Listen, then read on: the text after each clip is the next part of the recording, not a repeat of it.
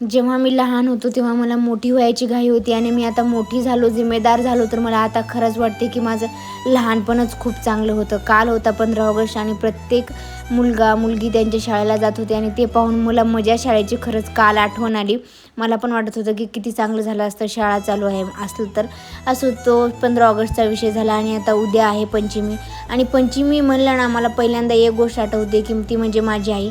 माझी आई पहिल्यांदा तर आहे की नाही एक गोष्ट खरंच आमच्यासाठी करायची, दोघ्या बहिणीसाठी, की पहिल्यांदा जाऊन कोन आणि नेलपेंट आणायची. जसं जगातल्या सगळ्या आई आपल्या मुलीसाठी आणतात ना, तशी माझी आईसुद्धा जाऊन मनेऱ्याकडून मेहंदीची कोन आणि नेलपेंट आणायची. आणि आता असे दिवस आलेत की मला स्वतः सगळ्या गोष्टी घ्याव्या लागत आहेत, सगळ्या गोष्टी कराव्या लागत आहेत.